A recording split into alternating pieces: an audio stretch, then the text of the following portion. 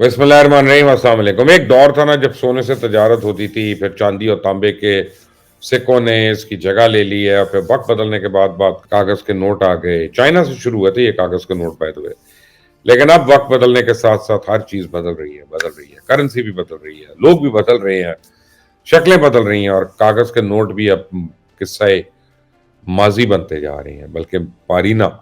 تو آج کی ویڈیو بڑی دلچسپ ہے، اور اس کو آگے بڑھنے سے پہلے آپ نے اگر ابھی تک اس چینل کو سبسکرائب نہیں کیا تو پلیز کر لیں، بیل آئیکن کو پریس کر لیں تاکہ مزید اپڈیٹس آپ کو خود بخود ملتی رہیں گی۔ اب آپ یہ دیکھیں کہ آپ سب کرپٹو کرنسی کے نام سے تو واقف ہے نا۔ یہ کرپٹو کرنسی ہو سکتا ہے بہت سے لوگ کرپٹو کرنسی میں کاروبار بھی کر رہے ہوں آپ میں سے، لیکن کرپٹو کرنسی یا پھر اس طرح کی ڈیجیٹل کرنسی کا مستقبل کیا ہے؟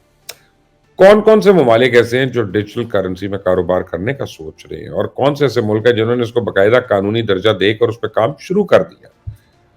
اور پاکستان کے اندر جہاں پہ ہم بیٹھے ہیں وہاں پہ کرپٹو کا کیا مستقبل ہے؟ اسٹیٹ بینک اس حوالے سے کیا کہتا ہے؟ اور سب سے اہم بات جو میں نے اس ویڈیو میں آپ کو آج بتانی ہے وہ کہ حالیہ مشرق وسطیٰ کا تنازع جو ہے، یہ اسرائیل کا، فلسطین کا، اس میں ڈیجیٹل کرنسی کا کیا کردار ہے، کیا رول ہے؟ کیا مزاحمتی تنظیم حماس جو ہے اس کو ڈیجیٹل کرنسی کے ذریعے احتیاط تو نہیں دیے جا رہے؟ تو آج اس ویڈیو پہ بات ہوگی۔ اور جب میں ڈیجیٹل کرنسی کی بات کروں تو سب سے پہلے یہ جاننا ضروری ہوتا ہے کہ ڈیجیٹل کرنسی ہوتی کیا؟ کسی بھی ریاستی بینک کی جانب سے جاری کردہ ایسی کرنسی جو کاغذی شکل کی نہ ہو اسے ڈیجیٹل کرنسی کہتے ہیں۔ اب کرپٹو اور ڈیجیٹل میں کیا فرق ہے؟ یہ بھی ایک فرق ہے۔ کرپٹو کرنسی کے لیے ضروری ہے کہ ڈیجیٹل ہونے کے ساتھ ساتھ کسی بھی مرکزی ادارے کے کنٹرول سے باہر ہو، یعنی کرپٹو کرنسی کوئی بھی ریاست اپنے قابو میں نہیں کر سکتی، وہ ایک آزاد حیثیت اس کی رہنی ہے۔ اور دوسری ڈیجیٹل کرنسی جو وہ ریاست کے قابو میں رہنی ہے۔ وہ کون سی ڈیجیٹل کرنسی؟ جیسے آپ کا کریڈٹ کارڈ ہے، آپ کے ڈیبٹ کارڈ ہے، تو یہ ساری جو ہے یہ کنٹرول میں رہتے ہیں، ہے ڈیجیٹل۔ بہرحال اس کے اوپر ریاست کا قانون بھی لاگو ہوگا اور کرپٹو پہ نہیں ہوگا۔ تو ورلڈ بینک کے اعداد و شمار کے مطابق آج دنیا کے 2/3 بالغ افراد ڈیجیٹل لین دین کا استعمال کرتے ہیں، یعنی جس کے پاس سمارٹ فون ہوتا ہے اس کی پہلی ترجیح تو یہ ہے نا کہ موبائل ایپ کے ذریعے لین دین کر لے۔ ترقی پذیر ممالک میں ڈیجیٹل ادائیگی کا استعمال جو 2014 میں 35% سے بڑھ کے 2021 میں 57% ہو گیا۔ تو اس سے آپ اندازہ لگا سکتے ہیں کہ دنیا کتنی تیزی کے ساتھ ڈیجیٹل کرنسی کی طرف بڑھ رہی ہے۔ اب اگر ہمارے ہمسایہ ملک انڈیا کی بات کریں تو وہاں پر ایک جوتے پالش کرنے والے کے پاس بھی ایک سکینر لگا ہوا ہے۔ تو اگر آپ وہاں سے بینکنگ ایپ کے ذریعے سکین کریں گے تو فوری طور پہ پیسے آپ کے بینک اکاؤنٹ سے کٹ جائیں گے، اور گروسری کے لیے آپ جائیں تو وہاں پہ بھی ہو جائے گا، شاپنگ کے لیے جائیں تو وہاں پہ بھی آپ کو ڈیجیٹل والیٹ کے ذریعے پیسے دینے کا آپشن ملے گا۔ آپ انگلینڈ میں، امریکہ میں تو آپ وہ کیا کرتے ہیں کہ وہ بچوں نے بھی، ساروں نے بھی اپنے آئی فون کے اوپر کارڈ رکھا ہوتا ہے، اور وہ آئی فون کو سکین کرتے ہیں اور وہ چارج ہو جاتا ہے۔ تب پاکستان کی بات کریں تو یہاں بھی لوگوں کو تو معلوم ہے کہ اگر ہم بینک ٹرانسفر سے پیسے لیں گے تو ہمیں ٹیکس دینا پڑے گا، ایف بی آر کو پتا چلے گا، تو اس لیے یہاں صرف ٹیکس دینا نہ پڑے اس لیے دکانداروں نے اپنی دکانوں پر لکھ کے لگایا ہوتا ہے کہ صرف کیش لیں گے، آپ بینک کے ذریعے پیمنٹ نہیں کر سکتے، ورنہ کہتے ہیں اچھا جی آپ کو 2.5%، 3% کریڈٹ کارڈ کے اوپر آپ کو زیادہ پے کرنا پڑے گا۔ ٹوٹلی انلیگل بات ہے لیکن وہ کہتے ہیں یہ، اور اربوں روپے کی اس وقت پیمنٹ جو ہے صرف کیش میں ہو رہی ہے، کوئی ایف بی آر کا نوٹس نہیں آتا، کوئی ٹیکس نہیں دیتا، سب کا کام چل رہا ہے۔ اس وقت پوری دنیا میں ڈیجیٹل کرنسی کے فروغ کے لیے کام ہو رہا ہے۔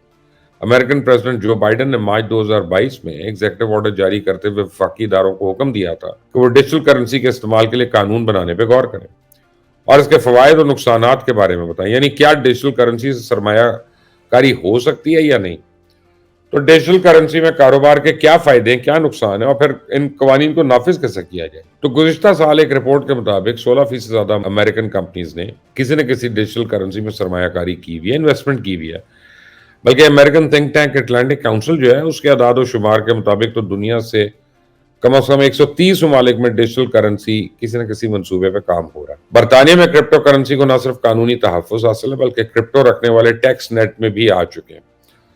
تو چائنا نے کرپٹو میں کاروبار، مائننگ اور ٹریڈنگ پر مکمل پابندی عائد کر دی تھی، لیکن اب وہاں ڈیجیٹل کرنسی رکھنے پہ فی الحال تو کوئی پابندی نہیں۔ آپ حیران ہوں گے کہ چند مہینے پہلے کی ایک رپورٹ کے مطابق اس وقت کرپٹو کرنسی کی کل مارکیٹ کی مالیت جو ہے 1.6 ٹریلین ڈالرز کے قریب ہے، 1.6 ٹریلین ڈالرز، اور ہر گزرتے دن کے ساتھ اس میں اضافہ ہو رہا ہے۔ پاکستان میں ڈیجیٹل کرنسی پہ تو کام ہو رہا ہے نا، سرکاری سطح پہ تو اس کو تاحال پذیرائی نہیں مل سکی، کیونکہ اسٹیٹ بینک آف پاکستان نے 2018 میں بٹ کوائن سمیت دیگر جتنی بھی वर्चुअल करेंसीज थी, उनके हवाले से बैंक्स को हदायत जारी की थी और वो इस हवाले से लेन देन से इज्तनाब करें। लेकिन ग्लोबल क्रिप्टो करेंसी इंडेक्स के मुताबिक 2022 में पाकिस्तान इस करेंसी की लेन देन की दर्जाबंदी में छठे और 2021 में तीसरे नंबर पे था।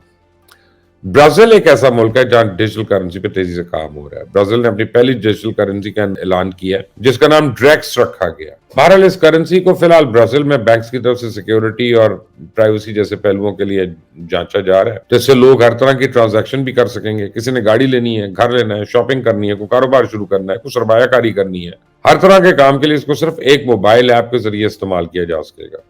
तवक्को है कि 2024 के शुरू के चंद माह में ही तमाम रिहायशियों के लिए इसे लॉन्च कर दिया जाएगा और इस मंसूबे की क़यादत जो है मरकजी बैंक कर रहा है, यानी सेंट्रल बैंक। तो इसका सबसे अहम मकसद लोगों के लिए परचेसिंग में आसानी पैदा करना है, मुल्क में कारोबार के लिए इस्तेमाल करना है। और ड्रेक्स का दूसरा बड़ा फायदा जो है वो है डेटा प्रोटेक्शन। इस वक्त लोगों को सबसे ज्यादा खौफ ही इस बात का होता है कहीं इनके डिजिटल करेंसी अकाउंट्स कोई हैक ना कर ले, और इस साइबर वॉर के जमाने में इस तरह के खतरात तो बढ़ते भी हैं। तो इसी साल जून में क्रिप्टो करेंसी में सरमाया करने वाले ताजर ने साइबर हमले में $20 मिलियन का नुकसान कराया। इस तरह दूसरे भी इसी तरह के वाकयात तो पेश आते रहे हैं। तो ब्राजील गवर्नमेंट जो है इस वक्त काफी पुरउम्मीद है कि लोगों का डेटा और पैसे दोनों मुकम्मल तौर पर सेफ रहेंगे। तो इस साल नवंबर में ब्राजील के एक बैंक ने टेस्ट के तौर पे सेंट्रल बैंक ऑफ ब्राजील के एक टेस्ट अकाउंट का इस्तेमाल करते हुए कामयाब ट्रांजैक्शन का तजुर्बा भी किया। इस बार ब्राजीलियन गवर्नमेंट ने step by step digital currency को लेकर आगे चल, पहले लोगों का एतमाद हासिल किया जाएगा, उसके बाद मुकम्मल तौर पर कैश को खत्म किया जाएगा, मार्केट से गायब कर दिया जाएगा। दूसरी अहम बात जो मैंने आपको शुरू में बताई थी ना कि फलस्तीनी तनाज़े का इस डिजिटल करेंसी के साथ क्या ताल्लुक है। तो जब 7 अक्टूबर को हमला हुआ, और ऐसा हमला कि दुनिया की जदीद तरीन असला और डिफेंस मैकेनिज्म रखने वाली इस रियासत को सोचने समझने का मौका ही नहीं मिला, तो सवाल पैदा हुआ कि मुजाहिदी तंजीम ने दुनिया की मजबूत तरीन फौज के जदीद तरीन दिफाई निज़ाम को तोड़ते हुए इन हमलों के लिए वसाइल कैसे और कहां से इकट्ठे किए, तो इनकी माली मावनत कौन कर रहा है। डिजिटल करेंसी पर काम करने वाले इदारों के मुताबिक मुजाहिदी तंजीम को अगस्त 2021 और जून 2023 के दरमियान तकरीबन $41 मिलियन वसूल हुए। तो लंदन में मौजूद एक और क्रिप्टो रिसर्च इदारे के मुताबिक एक जिहादी तंजीम को भी $93 मिलियन फराहम किए गए।